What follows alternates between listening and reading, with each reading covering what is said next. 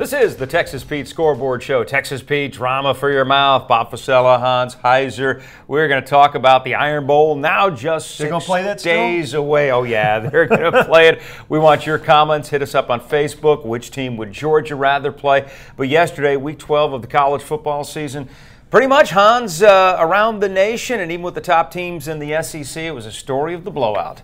Yeah, you know, as far as the national picture goes, everything, top 10 teams all continue to win, and the big game's coming up next week. Oklahoma State, the only team that couldn't quite get right. I guess some people thought maybe they were still alive, but that's not the case anymore. Kansas State takes care of business there. Miami survives a scare. The turnover chain gets it done again. I know you love that song, Bob. Don't pretend like you don't like the turnover chain song.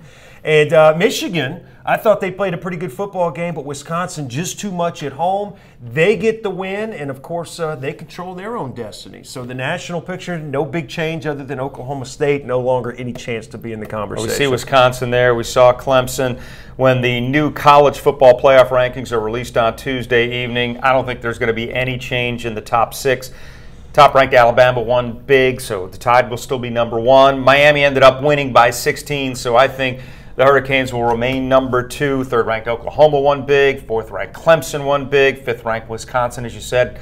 Nice win, impressive win over Michigan, so I think they'll stay at number 5, and Auburn will stay at number 6. That's right. As far as the SEC goes, I mean, we know the Iron Bowl next week. Georgia's going to close out with Georgia Tech, assuming they don't have a hiccup there. Many people believe, regardless of what happens to some of the other teams in front of them in the standings, they control their own destiny. I think there's still a slim hope that the SEC could possibly get 2 teams in the college football playoffs. It would take a lot of different things to happen, but we see crazy things happen every year around this time. So it's going to be an exciting week, rivalry week next week. And the other thing to pay close attention to, if the SEC were to try to get 2 schools into the college football playoff, this would be an opportunity to make a statement as a conference with these rivalry games in state: Kentucky, Louisville, Florida State, Georgia, Georgia Tech, et cetera, South Carolina, Clemson obviously would do a lot for the conference nationally. Now we want your comments and your thoughts, so hit us up on Facebook Live, and they're already rolling in. Michael Baker, roll Tide, roll. Rhonda, roll Tide, roll. Pat Mew, go Auburn. We're getting everyone just firing up, so keep them coming. We'll talk about that and hit you up just a little bit later on. But first, want to go to the Texas Pete Scoreboard. Texas Pete, spice up your tailgate with Texas Pete. Georgia Bulldogs coming up that loss to Auburn. Perhaps a little hangover to start this game, but then the Dogs pile it on, 42-13. The running game was back. Georgia back on the horse, basically, for all intent and purpose. Yeah, they came out a little bit tight, it seemed. You know, Jake Fromm threw the interception early on. He found himself. Wims made some great plays. I thought the defense, in particular in the red zone in the first half, did a great job keeping Kentucky out, holding it to field goals. They had that 21-6 lead at halftime. Kentucky comes out of the gates. They go right down the field. And you're thinking, wait a second, we got an 8-point ball game here. Maybe Kentucky's going to give them a run for their money. Georgia and Sony Michel and company respond, go right down the field. The rest is history. They run away with it. Big win for Georgia, setting up for the in-state rivalry game next week against Tech. I think Georgia's got to be thinking after this game, in which they run for 381 yards, and they look back at last week and their lack of ability to run the football, 46 yards. They've got to feel like, you know, hey, yeah, Auburn's a better team than Kentucky, but we could have played a whole lot better. And they went out, and once they, got into a rhythm, it was Katie barred the door. Is that what they say? That's what they say. It's really just kind of tipping your cap to Auburn, right? I mean, Kentucky yesterday in the second half, it looked like Georgia just kind of wore them down. I think Kentucky was just worn down as the game went on. They couldn't stop them, like Georgia was trying to run out the clock. But I think it's more of saying, man, this Auburn defense is something else. I mean, especially against the run, and it just kind of adds on to what kind of matchup we're going to have next week with Alabama. And the question's going to be, if you're Georgia Bulldogs, who do you want to play in the SEC Championship? Who do you feel you match up better with? Do you feel you got a better chance of beating Alabama, or do you want the rematch with Auburn? We know what Auburn did to them, but there's always that conversation of what happens when you get a team the second time. It's so hard to beat a team 2 times in one season. Of course, the game will be played in Atlanta, a lot different from being played there on the Plains last Saturday. All right, if you're a Georgia fan, who do you want? We're going to talk about that in about 2 minutes, so hit us up on Facebook Live. I want to talk about Jake Fromm. People said, especially after last week, see, we told you he can't throw and move this offense when he has to. Well, he looked like the Jake Fromm we've seen yesterday, and I still don't believe that he can't put this team on his shoulders to an extent. Right. And win football games. He made some great throws yesterday, stepping up in the pocket, delivering the football accurately. He made a couple plays where he threw over the linebackers, showed some nice touch on the ball, something Jacob Eason was never able to do. He continues to get better, the leadership intangibles, and credit to his wide receivers. I mean, these guys are catching the ball. I mean, Godwin yesterday, Wims continues to make amazing catches. But here's the thing, when you look at the box score, you don't want to see 20 attempts for Jake Fromm. You want him somewhere in that 12 to 18 range. That's a recipe for success because that means more Chubb, more Michelle, more Stromile Swift. Not Stromile Swift. You did not think you were getting a Stromile Swift reference this morning. That's hilarious. Yeah, Fromm, you give him a pocket. He's very good. You got to give him a little bit of time, although I think he's pretty good on the run. I want to talk about this Georgia defense because they showed up yesterday. Kentucky, I don't even know, I think it was 262 yards of total offense. Yeah, the D came to play, and the defensive line pretty much dictated this game. This is a senior-laden defense. These guys continue to make plays, especially in the secondary. They made Kentucky one-dimensional. They had to run the football. I thought the front seven limited to after initial contact. Benny Snell, he went for, I think, 93 yards yesterday. But outside of that, that was their entire offense. This Georgia defense, the thing about them, you knew that they were experienced. You know they had a lot of upperclassmen on them. But here's the other thing. They've been healthy. I mean, you look at Alabama, you look at Auburn, you look at some of these other schools, LSU in particular, the injuries they had to deal with early on in the season. Georgia, for the most part, from beginning to end on both sides of the ball, has been a very healthy football team. And I would not be surprised. I know this is a crazy statement, especially as bad as they looked last week. I wouldn't be surprised if they beat either Alabama or Auburn, regardless of who the opponent is. Right. I think they took a lot of lumps. No, I think they learned from that butt whooping they took last week. I think so. Before we talk about that game, one game left on the schedule against in-state rival Georgia Tech, which lost again yesterday. Didn't even show up in the second half. Didn't even show up. Georgia's now 10-1. They have to go to Tech, but quite frankly, the way these two teams are going, the momentum, etc., I really don't see Georgia having a problem at all with the triple option tomorrow. I wouldn't imagine that they would. And I think it's going to be an opportunity again to get Jake Fromm some more reps in this offense to get ready, for what will be a very – I don't even know the magnitude of it, but maybe the biggest game since obviously the game against Alabama back in 2012.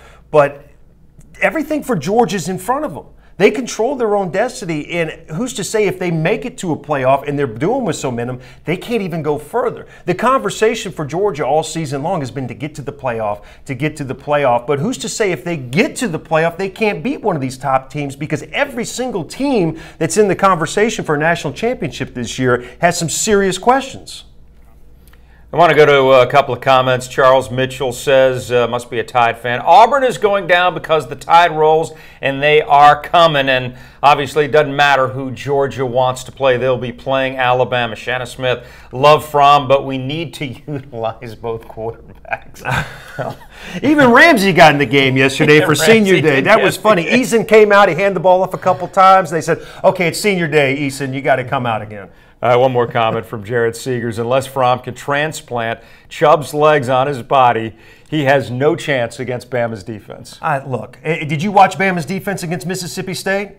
Did they look anything like an Alabama defense? They've got some serious questions to answer. They do, and we'll see what they're made out of next week against Auburn. Those injuries have really hamstrung that defense. I want to say one thing about Nick Chubb. That run that he made, the 55-yarder for the touchdown, that is the best he has looked all season long. Now, we know the injury that he's coming back off of. To see him come back from that to where he's been this year is one thing. He looked like Nick Chubb did 2 years ago on that run. He looked as fresh as he has all season long. That's a good sign for him and the Georgia Bulldogs. Jump cut and a beauty, huh? Man, that was an amazing run. And Michelle's been bringing it all season long. He has. All right, I want to take you back to the Texas Pete scoreboard. Texas Pete is drama for your mouth. Top-ranked Alabama rolls over Mercer 56-0, and it could have been worse than this. Scored on its first 5 drives and then coasted. Not really sure what you got out of this game. Jalen Hurts, though, was perfect. Defense was without a few players, and a few of them, it looks like, will be back for the Iron Bowl. But Alabama did exactly what it had to do, and nobody gets hurt. You got to see Tungo Viola? Is that what we're doing? Did I butcher that? No. Tua Tagovailoa. Okay. No, but you were close. They've been wanting to see him all season long. He comes in against Mercer. Those 3 touchdowns. Yeah, I'd throw 3 touchdowns against Mercer. Mercer takes their $600,000 and they head back to Georgia. Alabama, they got their tune-up ready. Everybody stayed healthy. Now it's time for the Iron Bowl. Yeah, 530 yards of total offense to just 161 after the game. Nick Saban said, yeah, there are some things we can improve on, but he actually seemed pretty pleased with the outcome and the fact there weren't any injuries. Rested his kicker. Fitzpatrick didn't play. He's likely back from that hammy. Don't know until, the middle of the week, but it really couldn't have gone better for Alabama in this football game. You like the fact for Auburn that this game coming up is at home, right? Alabama, we know about the injuries. They're trying to get healthy going into this. But I just feel like the coaching for Alabama is where they're going to really benefit in this football game. I just don't trust Gus Malzahn in a big football game. Yeah, he beat Georgia, but I don't know that he can do it 2 weeks in a row. I just don't know that he can do it 2 weeks in a row. I thought Auburn in this game after what they did to Georgia, but the more I look at it, I just feel like Alabama can get it done. Well, I'll tell you what, we got that coming up. But, let's take you right back to the Texas. You want me to talk more about Mercer? No. Okay. They're the Bears, right? Right. Back to the Texas Pete scoreboard, Texas Pete drama for your mouth. Auburn gets it done, 42-14. Tigers with a bit of a slow start, but finish fast. Stidham throws for 235. Johnson runs for $137. D only gives up 1 touchdown until the fourth quarter. Auburn did what it had to do heading into the Iron Bowl. No injuries to speak of. No, they didn't cover. They were supposed to win this by 37 points. They did not cover. You see, the 40 points in 4 consecutive games, this offense, think about where they are now from where they were the opening week against Clemson and how they've continued to evolve that deep passing game.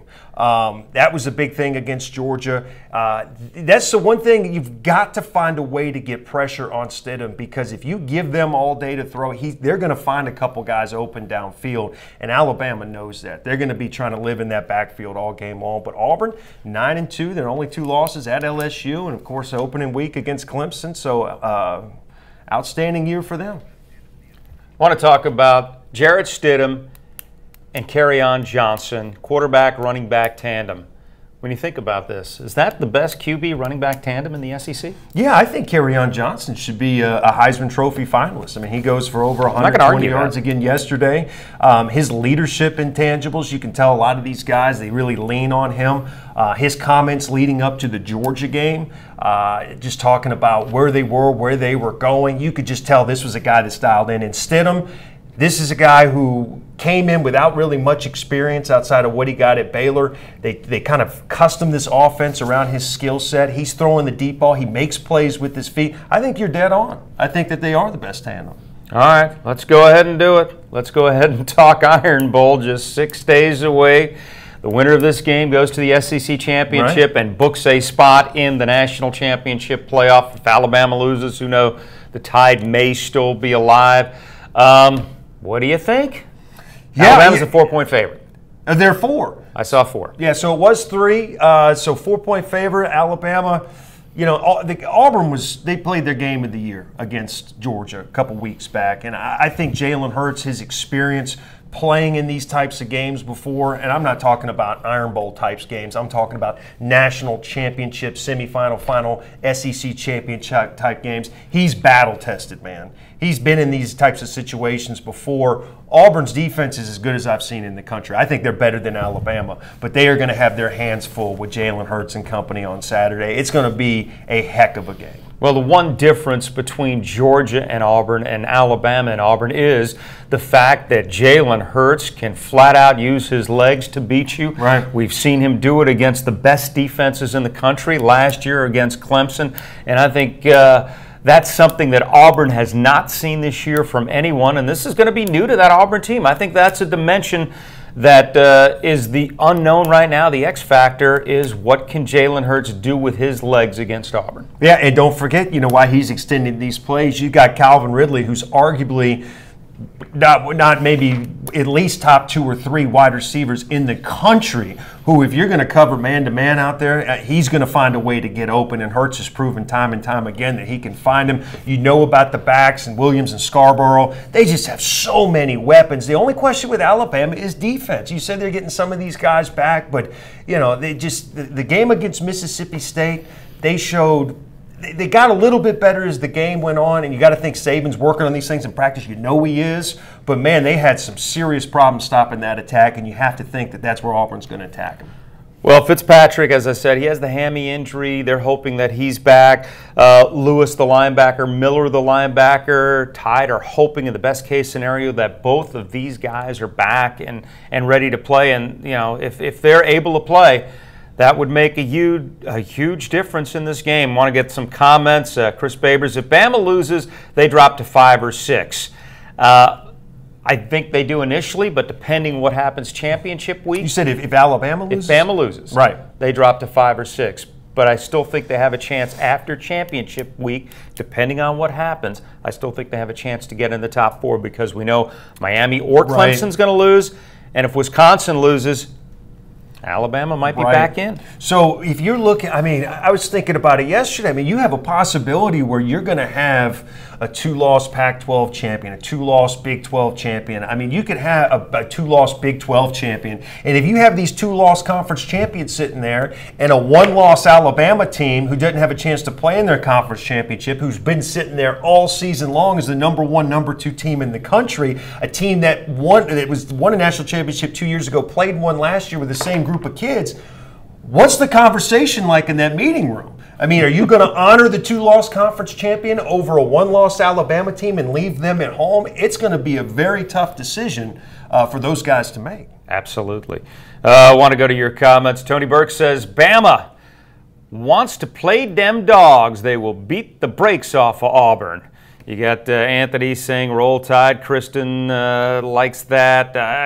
It's a war of words here on Facebook. Join in and be part of it, folks. We're going to have a great game next Saturday. I assume it's going to be a 3:30 start, right? Yeah, 3:30 Eastern time start. Man, can't wait for that. All right, let's take you back to the Texas Pete Scoreboard. Texas Pete.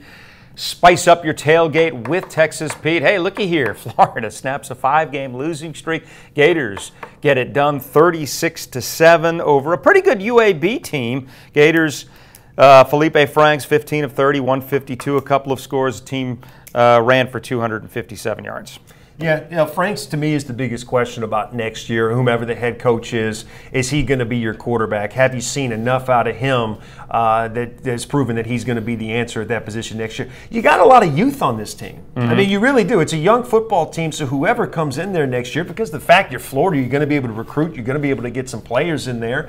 It could be a quick turnaround, but the biggest question to me outside of who the head coach and his staff are going to be is Franks the guy? Is he the guy that you can build around? We don't know yet. I don't think he is. I don't think he is either. I got to give it up for Eddie Pinero. Shout out to Eddie. Yeah, 6 field goals, 2 from more than 50 yards.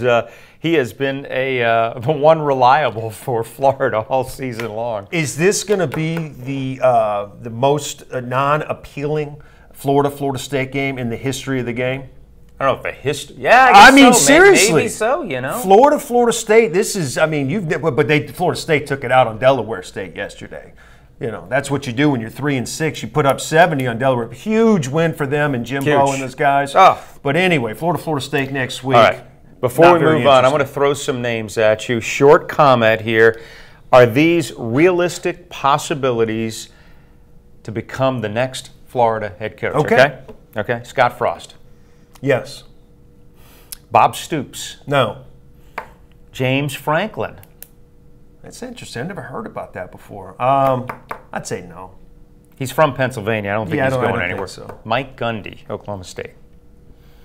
No. He might be a good fit. I don't think he's going anywhere. Chip Kelly. He's got that show cause that he's still working off. No, I don't think so.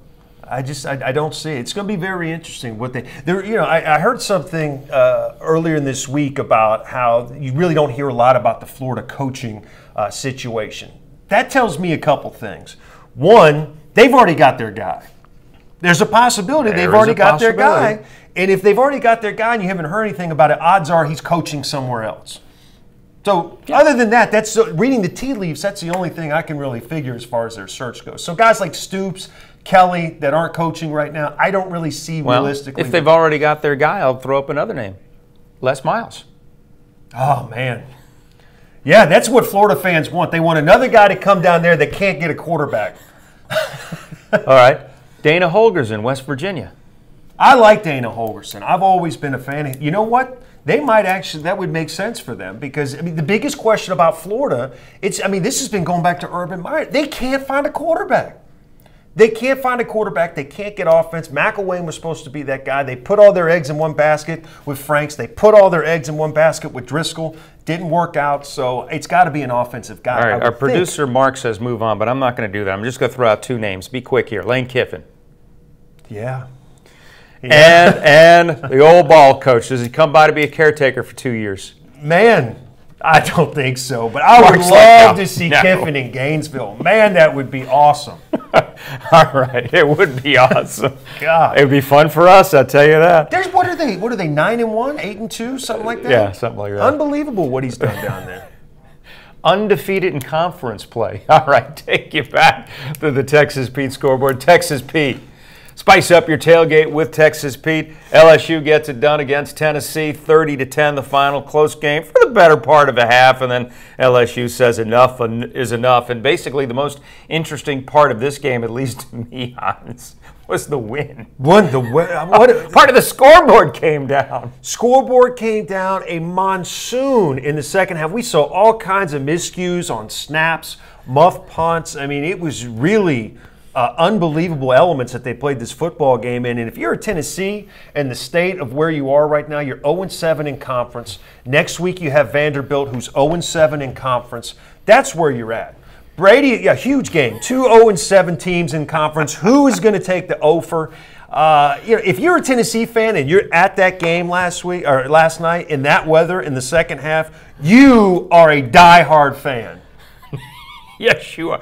I'd be one of those people if I was an alumnus or fan of one of these teams. All right, let me do the exact same thing we just did with Florida, with Tennessee. You give me a quick comment, yay or nay. John Gruden. Why would he? He's got such a good gig. His reputation as a coach in both national. I don't know why in the world he would subject himself to that. Let me tell you why, because I'm a football coach. Mike Norvell, Memphis. Possibly. But I think at this point, the money that's being talked about with Tennessee, they're talking $8 million they're going to spend on a head coach.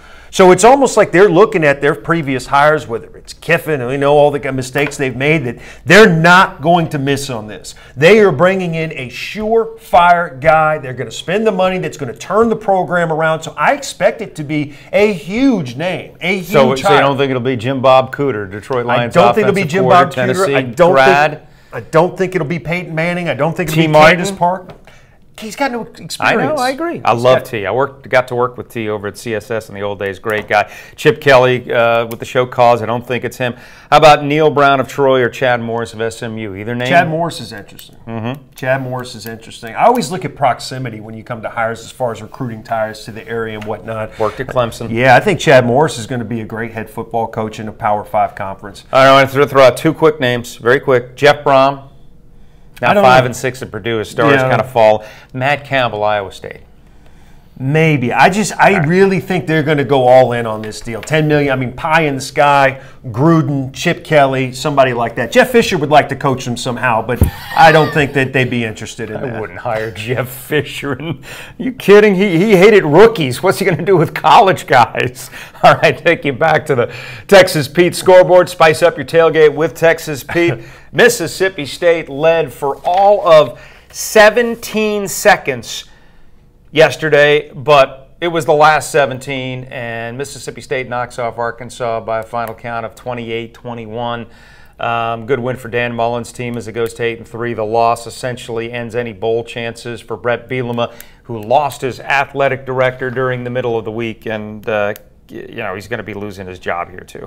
I'll be honest with you. I lost a little bit of respect yesterday for Brett Bielema, not as a coach, but his team fought their tail off yesterday, especially in the first half defensively. They got a couple, but to go for it on 4th and 2. You got 3 minutes to play. Game is tied. Right. 4th and 2 on your own. What was it, 44-yard line? And throw basically what was a Hail Mary. Yeah. I mean, it was just a horrible play.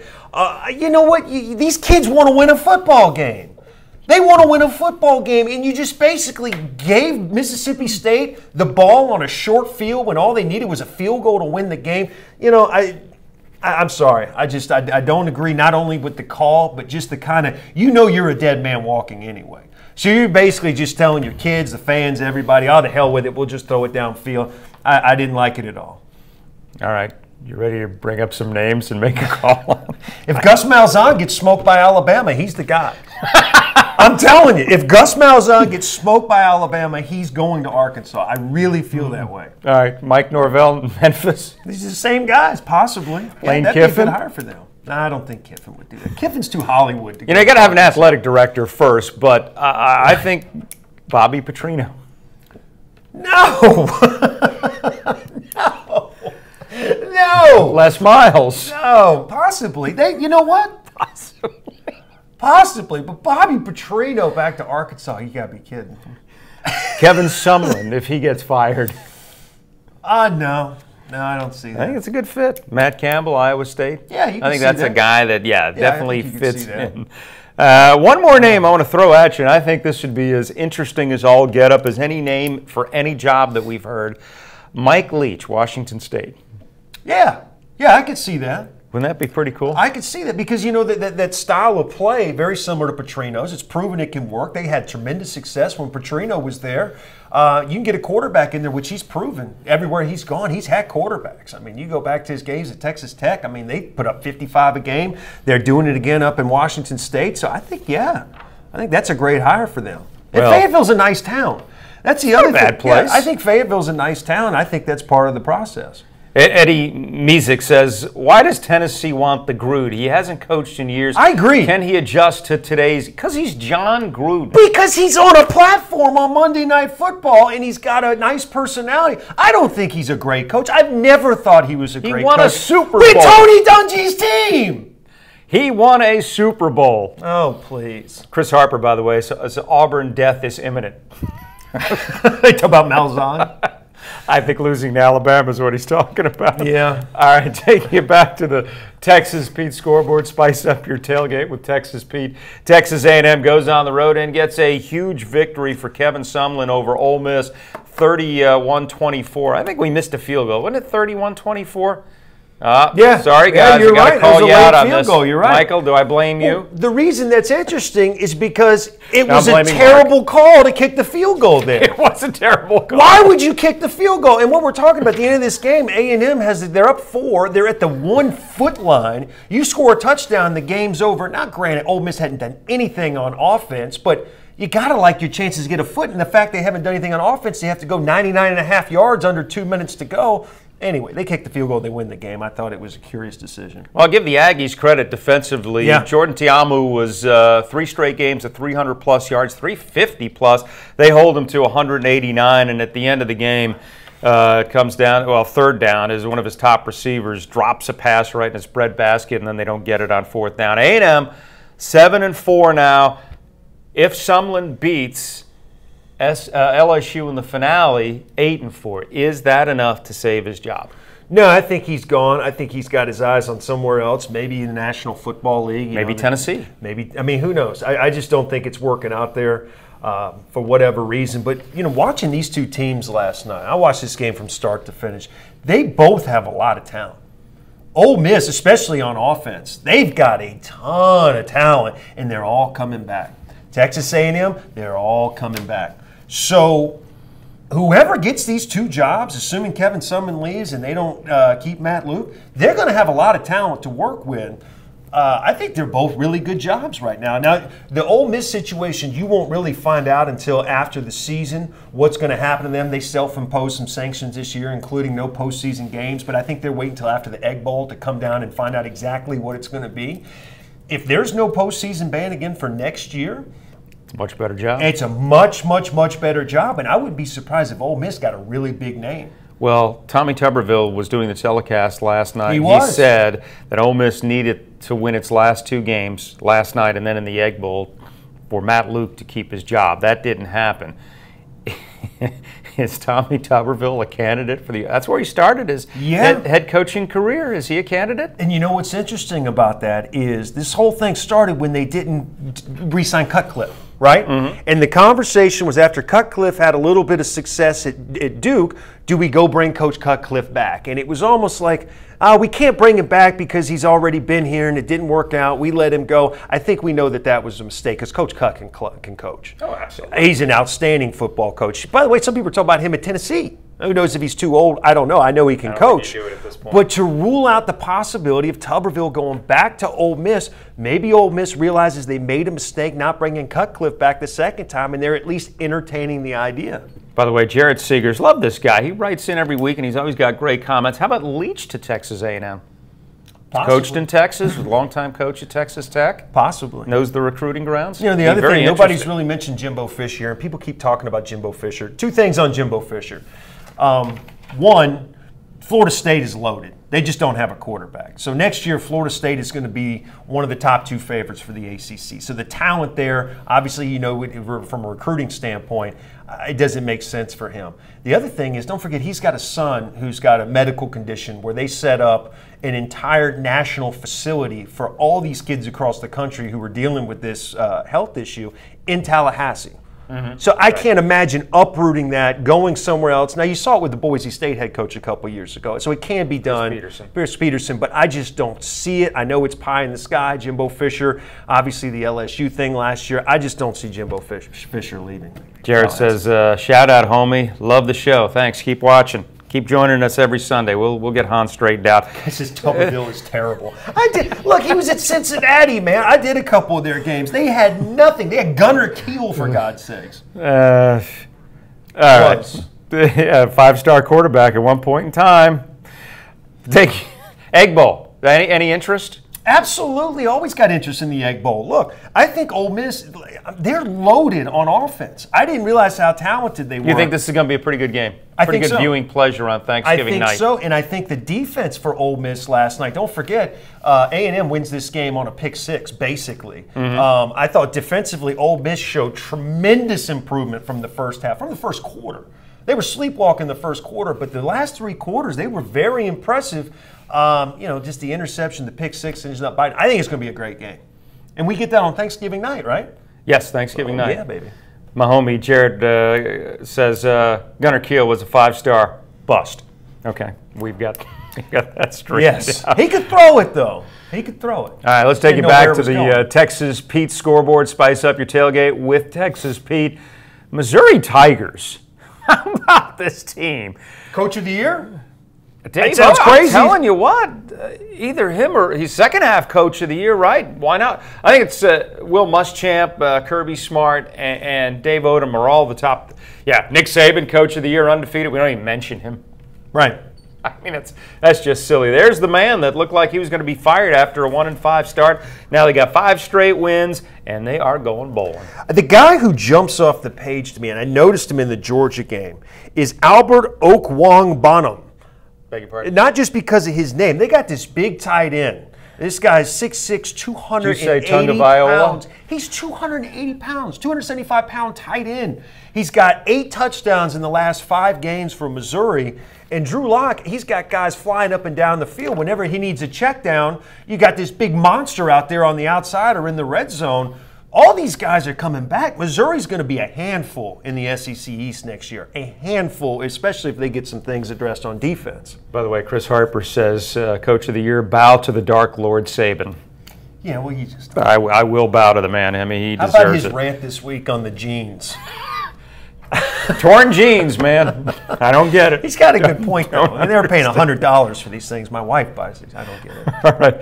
Take you back to the Texas Pete scoreboard. Texas Pete, spice up your tailgate with Texas Pete. And We do it here every Saturday and Sunday. South Carolina wins its 8th game of the year, knocks off Wofford. A good Wofford team came into this game 9-1. It was a close game at half, just a 4-point game into the third quarter, and then the Cox blow it away. Bentley, 22 of 28. D forces 3 turnovers. Just a good workmanlike victory headed into the Palmetto State showdown with Clemson. Think about the identity that South Carolina football has now in such a short time with Will Muschamp. They've got a serviceable quarterback who continues to get better, doesn't really make mistakes. Last couple weeks kind of got away from him, but you give him the benefit of the doubt because he's young. But on defense, they're very opportunistic. They take the football away. They don't let you get beat down the field. They don't allow big plays. This is an 8-win football team. Now, the barometer of where they are as a football program is Clemson coming up next week. So we're going to find out. We saw them against Georgia. You know, they competed against Georgia. They just kind of, they grind. But I think it's going to be an interesting game against Clemson to find out exactly where they are as a program and what the ceiling is for them next year. See Dabo Swinney there. It looks like Bryant is back in the swing of the things. He had a monster game yesterday when he played. That's my question. Can they move the football against Auburn's defense, and can they make Bryant one-dimensional, force him to throw? Yeah, absolutely. Clemson is as talented as a front seven as there is in college football, and they're going to make Bentley throw the football. But defensively, they're going to do exactly what they did against Georgia because they know man-to-man that they're going to be superior. Clemson is that they're just going to load the box. They're not going to get them. They're going to back up everything. They're not going to let anybody beat them with the big plays, and they're just going to have to get turnovers and grind it out, and that's going to be tough against Clemson. By the way, I got to get to a comment real quick. It's not related to anything, but Chris Warren says we were wearing bell-bottom jeans the last time Georgia had a good team. That's not true. Georgia was the second best team in the country the year they lost to Alabama in the SEC championship. They would have beat Notre Dame by 3 touchdowns. That's a fun comment. May not be right, but it was. Did you ever wear a? I think I know Chris Warren. I think he still. Did you wears ever own a belt? You were too young. I don't know, but I know Chris Warren. I think he wears bell bottoms. Actually, that's an interesting Chris, comment from me. You're getting shouted out. All right. That's actually his alias. That's not even his real name. Spice up your tailgate with Texas Pete. We have gone through the scoreboard. You want to hand out some Texas Pete game balls starting defensively? Yeah, defensively, A&M, man. A&M shut the door on Ole Miss and Ta'amu last night in the second half. I mean, they got after the quarterback. He was uncomfortable outside of the first quarter where they were able to put up those 2 quick touchdowns. I thought they were outstanding. A&M's defense has been there all season long. They really have been.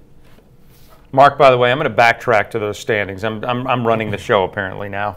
Our producer Mark is like, "What are you doing, Bob?" All right, defensive game. You know what? I'm going to give this up for Missouri, and here's why. That's the first one they've ever gotten, by the way, Bob. Congratulations. This defense gave up earlier in the year 51 points to Auburn, 40 points to Kentucky, 53 to Georgia, even 43 to Mississippi State in the season opener, Missouri State.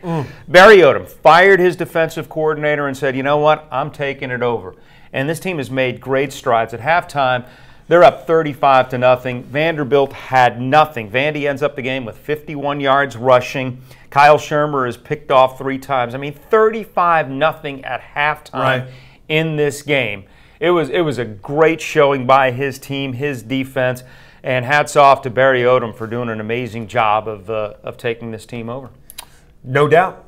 Right. No doubt about it. I mean, but the thing, going into next year, a lot of these guys are coming back defensively. If they can get some things answered, and you think they'd be able to do that, right? You got a defensive-minded coach. They've got a lineage, a great lineage of guys they've put in the National Football League on the defensive side of the ball. They should be able to sell that. Get some of those guys involved with the program, build that side of the ball. And look, the good news is if you're Missouri, you're in the East, right? The East is wide open next year. Wide open. Because you know about Tennessee's shortcomings, Florida. Georgia's losing a ton of talent. They're going to reload, but they're going to be very young. So Missouri, maybe a chance to be competitive in the East next year, up towards the top. All right, we're going to go offensive game balls, and we're going to get to the standings and talk just a little bit at the end here, maybe get some comments. Offensive game ball for you. I'm going with Missouri, Drew Lock, and obviously my big tight end here. Wow. I got to go with this. Okwuegbunam. Seriously, you watch this guy, man. He just jumps off the. Vailoa. Man, no, this guy is like Shaquille O'Neal. No, absolutely not. If he won the game ball, I wouldn't give it to him. This guy is like Shaquille O'Neal. I mean, he's huge, and he runs like the wind. And so when Locke doesn't have anybody, on these big fly rights downfield, he just checks down to this guy. He's an animal. What a weapon to have. He's huge, and he runs like the wind. That's all you need to know. Okay. I mean, seriously, if you're a Missouri football fan and think about where you were 6 weeks ago and where you're heading and what opportunities lay ahead of you, a bowl game, I mean, it really is amazing. This tight end has turned the season around for this team. Single-handedly. All right, I'm going to give out my offensive game ball. This is pretty much a Lifetime Achievement Award, okay? 4-year career at Georgia. I'm giving it up for Nick Chubb. He rushes for 151 yards, like you said. There it is, the 55-yard touchdown run, a thing of beauty, jump cut and a beauty. He becomes only the 5th running back in SEC history to have 3 1,000-yard seasons, only the 2nd Georgia player to do it. Obviously, you know who the other one is. It's Herschel. Way to go out on senior day, Nick Chubb. Really got to be proud of this kid. The only season he didn't run for 1,000 yards was actually his best season. He was at 747 through 6 games and then gets hurt. Right. But he fought through it last year. He wasn't the same Nick Chubb we saw his sophomore year. He came all the way back, and this kid is he's an NFL player. I don't know where the NFL scouts are looking at him. Is he a 2nd, 3rd round draft pick? Is he a 1st? I don't think he's a 1st, but he's going to play on Sundays. If you're picking there in, say, the late 2nd round, early 3rd round, you need a running back, and both Michelle and Chubb are on the board, you got to pick one of them. Who are you picking? Mark, our producer, is picking Sony Michel. I'm picking Chubb. I think I'm picking Chubb. Yeah. Sony Michel's got a clean knees, no injuries. I mean, he hasn't carried the ball nearly as much. Versatility, catching the ball. More versatile. Maybe he makes a better NFL running back. Right. Who knows? But, I mean, either way, if you're Georgia and you got Swift as well, Harrion getting some carries, Elijah Holyfield, Herschel could probably still play. At least he says he can still play. He'll tell you all about it. But, yeah, Chubb, man, in the leadership intangibles, the fact he and Michelle, 2 seniors, decide both to come back for their senior year, they felt they had an opportunity to do something special here. We know about the Iron Bowl next week, SEC Championship. We're going to break it down next couple weeks. I'm telling you, I'm giving Georgia every chance in the world to win this football game because of the leadership they have, because of the fact they got embarrassed against Auburn. I have a feeling that Georgia, they can do it. By the way, Robert Miller says Dylan Moses. That's all he says. Dylan Moses had a nice game for Alabama yesterday. And one Tide fan says University of Auburn is actually in West Georgia. I got some of the best advice ever from Darren here on our thing. He says, Hans, just call him Alberto, man. Just call him Alberto. Let's talk about my tight end in Missouri. Alberto. All right, let's go to the SEC standings, which should have come up earlier in the show, but I'm a bonehead, so it didn't. I want to start off with the East, as it has been all season long. Georgia Bulldogs all by their lonesome on the top. South Carolina, Will Muschamp putting together a great season for his team. Mark Stoops, good year. And Missouri, as we've talked about, the comeback. And then Tennessee and Vanderbilt will play in the 0-7 Bowl this coming weekend. Ooh-wee. Look at Georgia's D. They've given up 60 less points than South Carolina and 140 points less than, except for South Carolina, any other team in the East. That's pretty darn impressive. Yeah, the East, when you look at it, is a body of work right there. I mean, they are just, it's bad. It really is bad. All right, my math is off, but no. We get it, Bob. we get what you're trying to go. But, you talk about that game between Vandy and Tennessee, and there's some pride on the line there. Tennessee does not want to finish the season winless in the SEC. Has that ever happened? I didn't even check the records. I can't imagine it has. They've never lost 8 games. General Bob Nealon is rolling over in the grave right now saying, "What have you done to my program?" Well, yeah, and the only thing standing between them and an undefeated season, Vanderbilt. So put your dancing pants on. It's going to be a showdown. I kind of wish Vandy would have won yesterday. I don't have rooting interest either way, just because that game would have meant a bowl for Vanderbilt. Instead, they're going to be. They don't deserve to be in a bowl. No, they don't. One thing I do want to mention: LSU. I didn't have a chance to. All right, let's go call up the SEC West standings. Just the job that Coach O has done after the loss, the embarrassing loss to Mississippi State, we know what happened to Troy, just kind of rounding things out. I mean, they got a chance to finish the season strong next week against Texas A&M, maybe an Outback Bowl, New Year's Day Bowl opportunity for them. And here's the thing, you beat Troy State, they're a top 10 team. Absolutely. They're a top 10 team. You mentioned Auburn has a run of 40 points in 4 straight games. Look at Alabama's points given up this season. 112. You're going to tell me Auburn's going to get 40 on Alabama? Of course, you're not going to tell me that. But I just don't know that Auburn moves this football anywhere close to the way they did against Georgia. I love Georgia's defense, but this Alabama defense, especially if they get Miller back, but that's the question, and Lewis back, and that's the question, Patrick back, and who knows what's going to happen. Here's the other thing: if you're a Georgia fan, you just take care of business against Georgia Tech. You sit back and watch these two teams knock the snot out of each other for 3.5 hours. I mean, it is going to be as physical as a football game as you've ever seen, and you know there's going to be a lot of people banged up going in that SEC championship against Georgia, regardless of who it is. All right, just one quick prediction: who wins?